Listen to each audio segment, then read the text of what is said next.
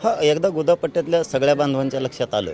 याच्यातला सगळा वर्ग, गरीब श्रीमंत सगळा वर्ग गोदापट्ट्यातला एकदा एकत्र झाला की तो पुन्हा आंदोलनात कोणत्याच कमी पडत नाही. कारण आमची जी एवढी मोठी संख्या आहे की 1.25 लाख आम्हीच 123 गावातले लोक करतो. त्यामुळे आज प्रमुखांची बैठक घेणं खूप गरजेचं होतं. मग त्यात राजकीय सामाजिक सगळेच आले. तर ही पहिली बैठक आहे अशी की याच्यात सगळे बांधव आमचे हजर होते, 123 गावातले प्रमुख सगळे. आता एकदम चोख निवेदन होणार. सगळे निवेदनाला ताकदीने लागले, पोरंसुद्धा लागले आणि आमचे ज्येष्ठ माणसंसुद्धा सगळे आता कामाला लागले. आता ताण कमी होतो तो पार्किंगपासूनचा, जेवणापासूनचा, जी सगळी व्यवस्था सोयीसुविधा द्यायच्या. आता फक्त एकच काम, मराठ्यांनी आता आपण आपल्या महाराष्ट्रातल्या घराघरातल्या गाड्या बाहेर काढून आंतरवालीला येणे, एवढंच काम आहे. आता आपण आपल्यानी स्वतःची जागृती करायची, स्वतःनी स्वतःच्या कुटुंबात जागृती करायची आणि स्वतःच करायची आपल्या समाजासाठी आणि लेकरासाठी. आता मराठ्यांनी कानाकोपऱ्यातून फक्त एकच महाराष्ट्रात लक्षात ठेवायचं, आपण आपली गाडी काढणे, आपण आपले माणसं आंतरवालीच्या आंदोलन 29 ऑगस्टला भेट देणे, बस. बाकी निवेदन सुरू झालं आमचं. मंत्री उदय सामंत, मनोज जरांगे पाटील आणि लक्ष्मण हाके या दोघांची सुद्धा भेट घेणार आहे उदय सामंत. मग मला काय करायचं? म्हणजे दोन समाजामध्ये ज्या जातीच्या भिंती उभे काय संबंध नाही भिंतीचा आणि फिंतीचा, साहेबांनी काय संबंध नाही भीतीचा आणि फितीचा, काय संबंध आहे? आम्ही मागतच नाही. शिवसेना नेत्याकडून तुमच्या मंत्रिणीचा प्रयत्न, त्यांना काय करायचं त्यांनी त्यांचं ठरवायचं. हे अवकर आणि ते अवकर, कुठं काय नाही आहे. ओबीसीचं लेकरांचं खरं काम करावं हे ओबीसींना सुद्धा मान्य आहे.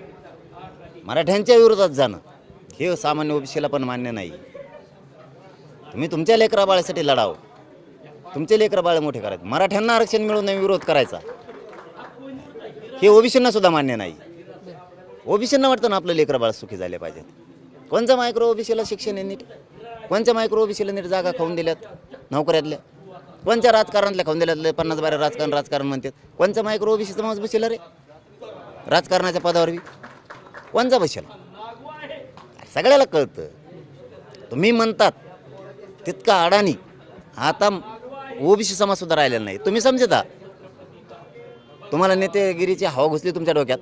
तुम्हाला वाटतंय ओबीसी अडाणी आमकं आहे तमकं. ते सगळ्यात हुशार आहे, त्याला कळतंय ना कोणचा मायक्रो ओबीसीचा गरीब ओबीसीचा माणूस बसलाय राजकारणावर. एवढा कळवळ्याने सांगायला लागलेत. कोणचा नोकरीत गेलाय मायक्रो ओबीसीचा? सगळ्या जागा हाडपेले यांनीच गरिबाच्या, आणि उगाच बोबाटा दाखवायचा असं तसं काही नाही. इथं ओबीसीत ऐका ना, इथं ओबीसीत मराठ्यात कसलाच वाद नाही. त्यांचं फक्त म्हणणं आहे नोंदी सापडल्या असल्या तर मराठ्याला दिलं पाहिजे, इतकी साफ नियत ग्रामीण महाराष्ट्रातल्या गरीब ओबीसीची. नेते काय करतात, गरीब ओबीसीला काय देणं घेणं नाही. हिंडामध्ये तिकडंच मराठ्याच्या विरोधात तुम्ही. शिंदे साहेबांची भेट घेतल्यानंतर जरांगे पाटलांची भेट घेऊ असं सामंत साहेब म्हणतात. काय केलं? एकनाथ शिंदे साहेबांसोबत चर्चा करू आणि त्यानंतर तुमची भेट घेऊ सामंत. ते आता त्यांचा विषय. मी माझ्या आंदोलनात ठाम आहे. आमच्या मराठ्यांचे प्रमाणपत्र तर वाटोळ केलं. तुम्ही आमचा बदला घेतलाय, आम्हाला बदला घ्यायचं चांगलं कळतं. कारण म्हणजे कुठेतरी सामंत साहेबांकडून पुन्हा एकदा 29 ऑगस्टच्या पूर्वी तुमची मनधरणी करण्याचा प्रयत्न होतोय असं वाटतंय का तुम्हाला? काय माहीत नाही मला त्यांचं काय चाललंय, तुमची भेट घेणार मध्यंतरी. त्यांचा काय उद्देश आहे मला माहीत नाही. काय किती गोड बोलून मराठींचे माना कापायच्यात हेही मला माहीत नाही आहे. का तळतळाट घेत आहेत ते गोरगरीब मराठ्यांच्या पोराचा लिकीबाळीचा मला माहीत नाही. आणखी नाही याहून त्याहून याला जवळ कर आणि त्याला जवळ कर.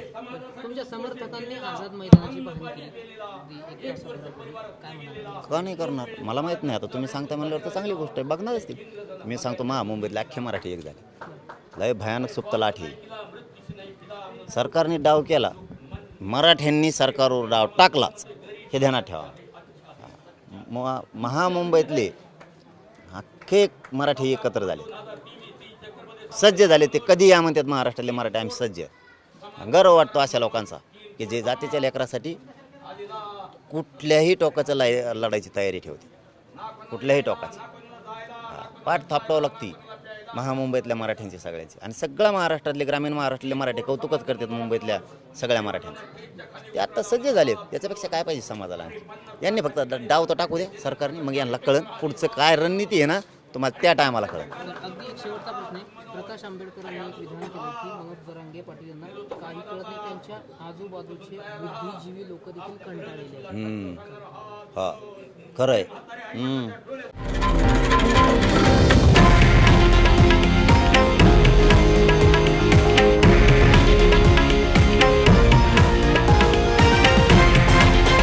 हे आहे देशातील नंबर 1 न्यूज नेटवर्क आणि आपण पाहत आहात TV9 मराठी, एकमेव.